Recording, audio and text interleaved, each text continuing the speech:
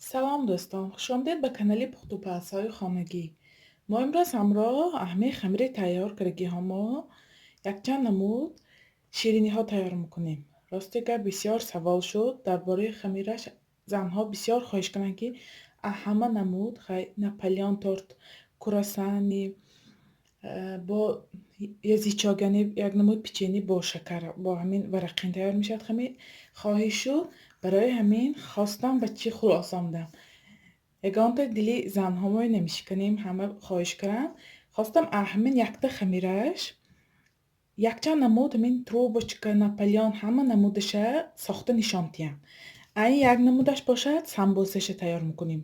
Самбосаша баъд тайёр мекунему, не ки ҳозир ҳамин хамира кушода ман ҳамин якта варақи наполеон тайёр мекунам.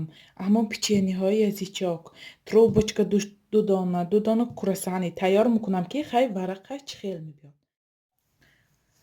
کارمانро از بسم الله الرحمن الرحیم سر میکنیم که خداوند کار ما با فیض و برکت و آبرو. ما خمیره میکشاییم. اول خمیره ما اول چخیل میکنیم. 1 ساعت پیش از خلادیلنیک گرفته میمانیم برای آنکه حرارت خانه گیرد به خودش. بعد ما 1 ساعت شد اوکی ما خمیره میکشاییم. خمیره من همین پاکت میکشاییم. اوکی ملایم‌تر شده که من 1 ساعت پیش گرفته ماندم. خمیران همین طور میکشاییم. 10-15 دقیقه دیگر همین خمیران کشادگی میایستد. برای آنکه این رولان بود، رولیت بود، من مابیناش به حرارت خانه زدگی نیه. همین حرارت خانه شود. اوکی ملایم شد. اگر خنوک ما کشاییم همینجاش میکفد. ممکن نیه یعنی حرارت خانگی کشایید با بهتر. اما خودش معلوم ملایم شدگیش.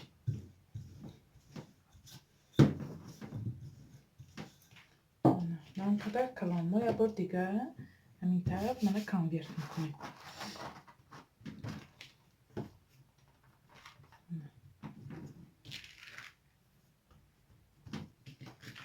میمانیم با لیستالبه 10-15 دقیقه دیگر. یک بار دیگر ملایم‌تر شود. بعد ما کشاده کارامای سر کرم میگیریم. تا دم گیتنی خمیرمان ما قالب میسازیم برای تروبچکا. ویدیوش هم هست کانال با. یکی خواستم با امروز تیار کنم. من کاغذ گرفتم، پرگامنت بوماگا یا که کاغذای کارناشایم خیلی فرزنده بر اسکراسکا میخریم برای رنگ و بار. انمو کاغذای هم استفاده برید میشه با فالگا. من پرگامنت بوماگا گرفتم. ما اینو کانایچو میکنیم. شرط نی قالب خریدشتم. ما اینو کانایچو میکنیم. اینطور کانایچو کرده. میشه سکوچ قطعی محکم میکنیم. سکوچ قطعی. من دوتا کانایچو شد. من قبشه سکوچ کردم. من کانایچی ما. اکو ما کانایچو مایا من قبشه درون با میکنم. من خیلی قالب میشه. یتونید تامین خودش کتی پذیرا میشه. پرگامنت بوماگا علاوه درات نمیسوزه. نگه کاغذای پلاستیکی میشه. من قالبمای بالی فالگا میمانه. من تاب میتیم. تاب میتیم. من عاقبشه درونی قالب تقام کنیم. من نوکشه کمتر میپیچونیم. این اوکی خودش. من قالبچی تروبوچکی ما تیار. ما به مشکلی میتونیم تروبوچک تیار کنیم. میتونیم ساخته استفاده بردم گریم شرط اینه یک بار نمیتونید چند بارها استفاده برید. این فالگا یگانچه نمیشه بیهد. من اوکی خمیری ما ملایم شد. ما با یاردمی آرد میکشاییم. خواهید تونوکره کشایید. نخواهید قرد افستر. ما درازک شکل کشادیم. ما که تماما دیگه بسیاری بعد دراز نمیکنیم. ما اینه طرفی راستو میکشاییم. نمیتر ما تونوک میکنیم. آرد زده تونوک میکنیم. همینطور کوادراتیک میکشیم. اگر شما خواهید که سمبوسه تیار کنید میتونید همینجا من رولت با این پیچانده یعنی خودم با این ریزه کنید فقط که چارکنجی کوادراتیک تونکتر کشید. من ما از سر خمیر ما دو تا درازک شکل میگیریم برای تروبوچکا. دو دانه برای تروبوچکا یک تا خمیر ما تا 25-28 دانه تروبوچکا تیار میشه. من همین طور میگیریم. من غفصیش چخه باشه نام قدر غفص. من ما فرمه میگیریم خمیر ما از سرش میپیچانیم. از سری خمیر همین فالکبه میپیچانیم. من اول محکم میکنیم سرشه بعد تاب مخورانیم. تاب مخورانیم طرزی پیچانیدن تروبوچکا با هم قاعده شه. مثلا من یک طبقه گرفتیم منم اینجاش نگاه کنید پایانتر بالی انا میبینم ما اینو بالا بالی هم گرفته پیچانده نمیتونیم. ما پایانتر کرده من اینو میپیچانیم. همین طور رفتم. من دو دانه تروبوچکا من کو نه اونقدر غفصتر من یک رخ میبریم یزیچاک یعنی پیچینی یزیچاک تیار میکنیم. بسیار خواهش شد زنها آسان. من همین کوادراتیک میبریم. من دو چقدر که خواهید میده تر کلانتر. من تخم بزده شکر بزده لیست با میچنیم. میخواد زنها کراسانی خواهش کردن ما قد غفصتر میگیریم برای کراسانی. غفصتر گرفتیم طرزی تیار کنید کراسانی ما اینه اینقدر تونکتر میکشویم. که ما بسیار تاب میدیم برای همین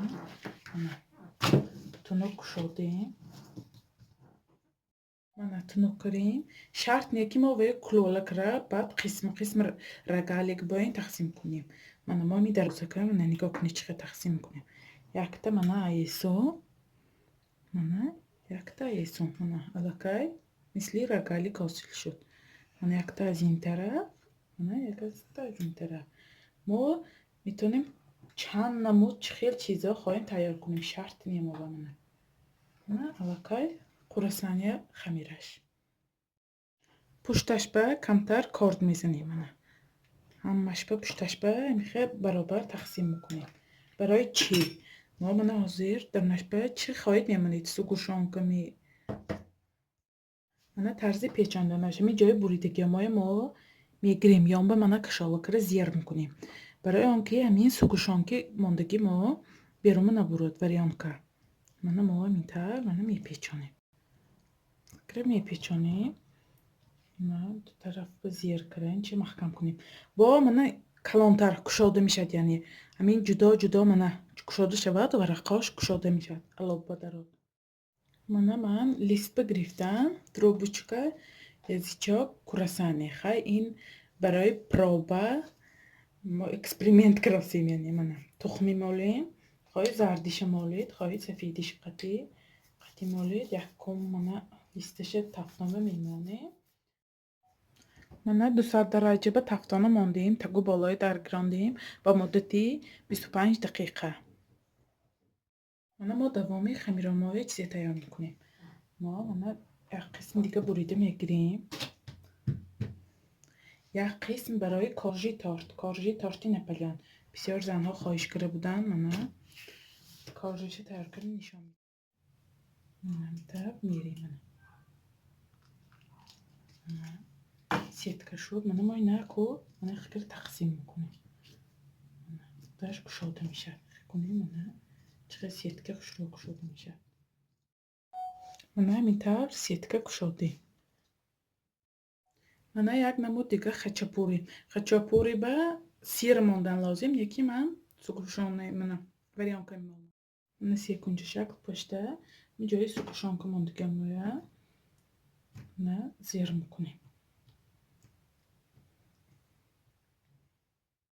من یک دانه کارش برای تارتی نپلیان. من درون تفتانه نگاه کنید علاقه من و پیچنده های یزیچاک از سبب خمیرش تنوک بودن علاقه پدیامش خیست. از سبب کراسانی ها خمیرش غفصتر قد برای همین پدیام دادنش душвортар. Мана коржи Наполеон, хачапури, мана як намуд дигари печеньеҳомо тафтомо пухта соли сафеду, лекин тарзи падёмтиша хостам иқар мана нишонтия. мана чӣ гуна мебинед хамири варақи намуд, слойкомо мана якчанд намуд бо хоҳиши занҳо тайёр. Мана трубочка тайёр кардам. Мана ин метавонед мана крем кара истифода барид мешавад. Мана чӣ хел хамираш мана резаном шуда меравад. беҳад мулоим крошка мешавад. беҳад мулоими аҷоибот омадагӣ трубочка шад печени. мана варақа чӣ хел омад. мана пуштош меша мана резана шуда меравад. беҳад аҷоибот ин хамираш. беҳад хамири наз мана ягон қити хамирашанда хомишам нею мана сиёгишам нестаст. мана хачапури яъне не дар нашба сирам монид мешавад. мана сугушонка мондем. мана чӣ хел инам варақош чӣ хел омадагӣ. ҳои обдор масалан ҳамин вақти тафтома медарод ҳамин қабатҳои хамир ба об шуда мои тамоман хамиромои намкушод дар нашбат хамирома сиёҳ метавад. мана ин хамираша нигоҳ кунед. мана ягон қити сиёҳ ҷош нестаст. ҳамаш ин варақи мана варақ.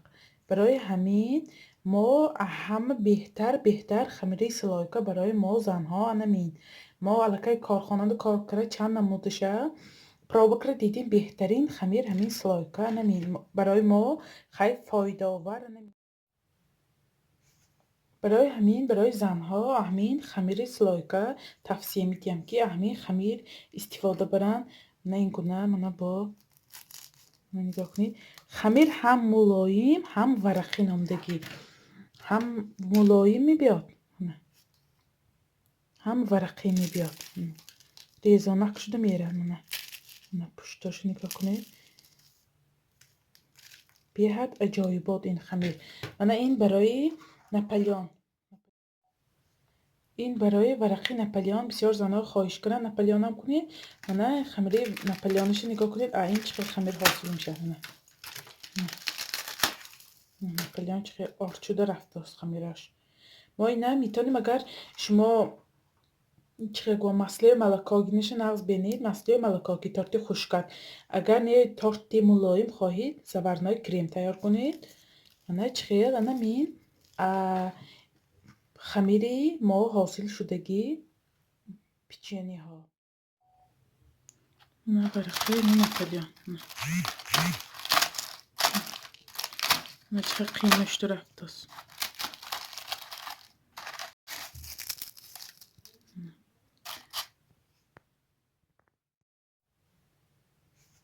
барои ҳамин барои занҳо ҳамин хамири слойка тавсия медиҳам ки ҳамин хамир истифода баранд. мана ин гуна мана бо нигоҳ кунед хамир ҳам мулоим ҳам варақӣ номдагӣ ҳам мулоим мебиёд ҳам варақӣ мебиёд. резонак шуда меравад. мана пуштош нигоҳ кунед. беҳад аҷоибот ин хамир. мана ин барои Наполеонам занҳо хоҳиш карданд. мана варақи Наполеона нигоҳ кунед. шумо ҳам ҳатман барои наздикони худ тайёр кунед. канали моро дастгирӣ кунед, подписатсия кунед ва ёру дӯстое даъват кунед. иншоалло боз видеоҳои беҳтару беҳтар мешавад. хайр то видеоҳои оянда дар паноҳи худо бошед дӯстон.